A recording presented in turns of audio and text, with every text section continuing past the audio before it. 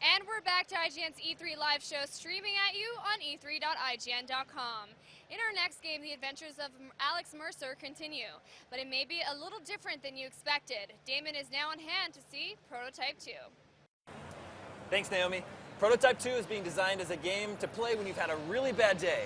And here to tell us about it is Matt Armstrong, design director on Prototype 2. Matt, thanks for joining us today. Good to be here. So let's get the footage going, and you can tell us what you're up to with Prototype 2.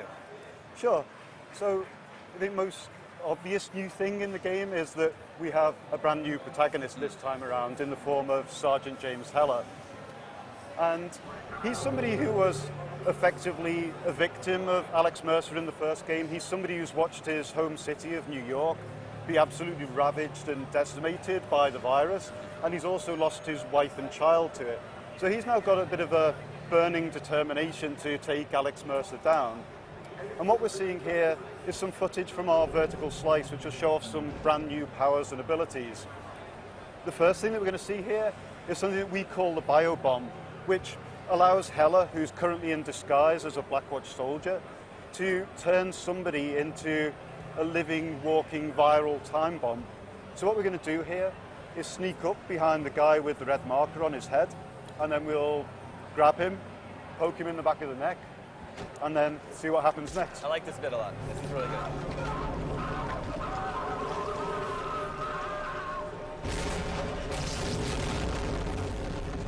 So this is a very gruesome game. It's a pretty effective area denial tool. Yeah. It's pretty cool. And what that allows us to do here is grab the scientist and consume him for his memories without a single shot being fired in our direction. So you approach that situation fairly stealthily. There are real rewards there. And of course the Web of Intrigue memories are back again from the first game as a way of just supporting the underlying narrative and sort of informing you more about what's going on in the game at any given point. There's some role reversal going on because Alex Mercer, the character you played in the first game, is now the bad guy, right? Yeah, and that's one of the coolest new things that we've brought to Prototype. Personally, I've never seen that in a game before, this idea of taking the hero of the first game and making him the villain the second time around. So what we're seeing here is a way of empowering the player to find their own content within the world. We have this concept now of Blackwatch operations and key personnel associated with them. And you can use Heller's new hunting ability to basically send a pulse of energy out into the world, which will then radiate back off your target, enabling you to find the target without us having to do anything as artificial as place a target marker over the top of their head. And so again, you consume somebody and you gain a memory, but whereas in the first game getting a memory was an end unto itself, this time around getting a memory actually unlocks a brand new mission in the world, so players are really free to be able to drive their own path through the story this time around. And so moving on, what we're seeing here now is the mission that we've just unlocked, and of course brand new power in the shape of the tendrils. Powers, yeah. Tendrils are pretty much my favorite thing in the game. Great. They're so crazy and over the top and so procedural, you never ever see the same thing twice, which is really, really cool. Here And then of ripping course, the rocket launcher off the tank and using it against its previous host. Yeah, and why not? That's great.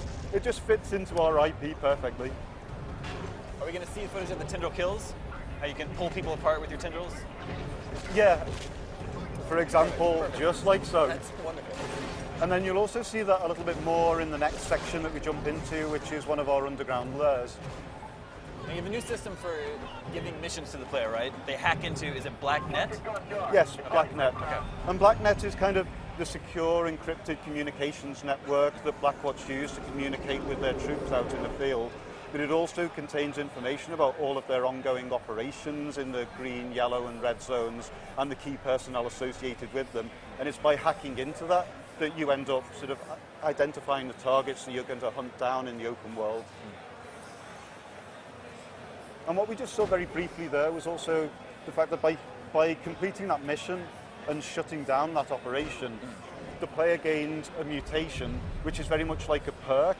So dependent on your play style and what your choice of perk actually is, like my James Heller is going to be very different to your James Heller by the time you finish the game. Looks like there have been many graphical improvements made to the game.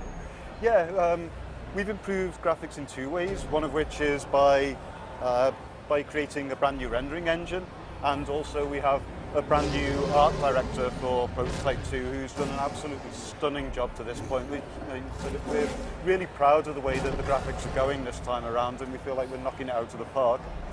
Here he's going into a lair? Yeah, this is an underground lair. It's basically an infected breeding chamber, and from a player's standpoint, it's also kind of an underground treasure chest. So by consuming certain enemies, in this example, a spiked brawler, you can actually upgrade your powers this time around. You can make your blade bigger, faster, sharper, more deadly. And you'll also see here that players are much more in control of the combat this time around. You can always see which enemy is the most important one in the environment, the most deadly one, and you can see the attacks coming and react to them using things like the tactical dodge to leap over the top, and you have that moment of slow motion to really to be able to reassess the battlefield and decide what it is that you want to do next. You can hack limbs off enemies, cut them in half. Yeah, like dismemberment is another big key feature that fits perfectly into our world. But it's not just aesthetic. For example, if you take the leg off an enemy, it'll move much more slowly through the environment. And if you take the arm off it, then it will limit its attacks to something more manageable. There's certain enemies where you cut their legs off and their torso will still crawl to you as like a walking landmine, right? Yeah, absolutely. Our enemies are fairly resilient and determined, and they're going to keep coming back at you until they're done.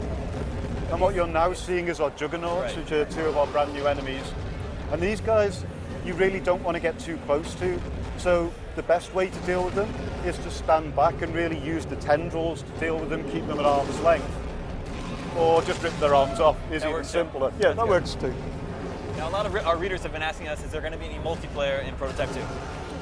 That's something that we talked about a lot at the beginning of the project, but ultimately we decided that it was basically to compromise us from a production schedule point of view. We wanted the opportunity to really execute the hell out of the single player experience and make it as polished as we could possibly make it.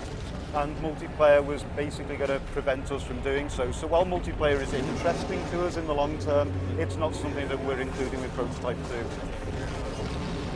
What do you think the balance between running story missions and just messing around in the open sandbox world will be?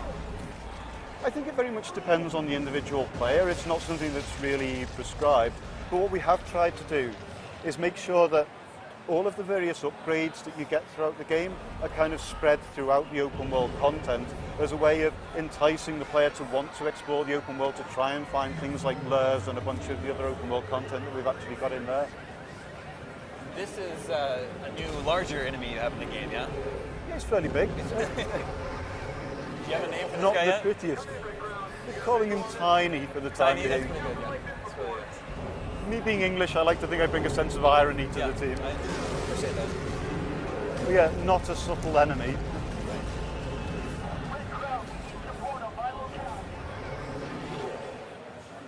So yeah, that's kind of a sneak peek of where we're at with Prototype 2 at the moment. So that's planned for next year? That's planned for next year, yeah. We'll be out sometime in 2012. Excellent. Well, Matt, thanks for coming on to the show today. No problem at all. It's been great. Prototype 2, new hero, new powers, new enemies. You'll get to play it all next year. Back to you, Naomi. All right, thanks a bunch, guys. And for our viewers out there, how did that game look to you? Let us know by following at IGN on Twitter and using the hashtag E3. Now, it's been a great day, but we've saved something big for the end. Stay tuned for BioShock Infinite.